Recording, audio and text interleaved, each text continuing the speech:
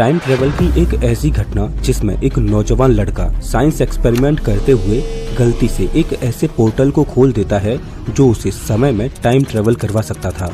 लेकिन time machine बनाते समय उससे एक गलती हो जाती है जिसकी वजह से उसे जेल जाना पड़ता है। लेकिन उसने हार नहीं मानी, वो टाइम मशीन बनाने में लगा रहा और उसने वो कर दिखाया जिसकी कभी किसी ने कल्पना भी नहीं की थी। वो अपनी टाइम मशीन में बैठकर टाइम ट्रेवल करता है, लेकिन उसके बाद जो हुआ उसने सबको हैरान कर दिया। दोस्तों, ये कोई साइंस फिक्शनल मूवी की कहानी नहीं बल्कि टाइम ट्रेवल की एक सच्ची घटना है जो आपको हैरान कर देगी।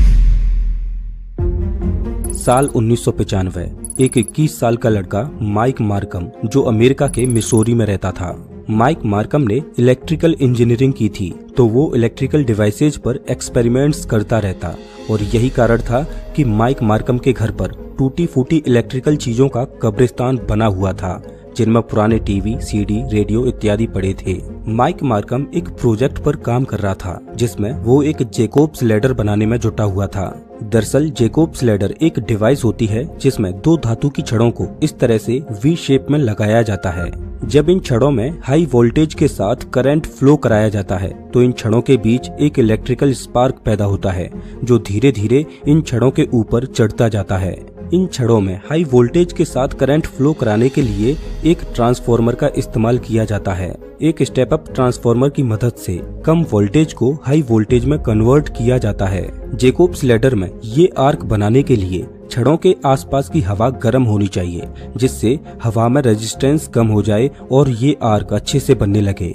इस एक्सपेरिमेंट में माइक मार्कम ने पुराने पड़े सीडी प्लेयर से लेजर लाइट निकाली और उस लेजर लाइट को दोनों छड़ों के आसपास डाला। उस लेजर लाइट की वजह से छड़ों के आसपास की हवा गर्म हो गई और दोनों छड़ों के बीच इलेक्ट्रिकल आर्क बनने लगा। इस इलेक्ट्रिकल आर्क की वजह से हवा आयोनाइज्ड और गर्म होती जा रही थी जो ऊपर उठती जा रही थी।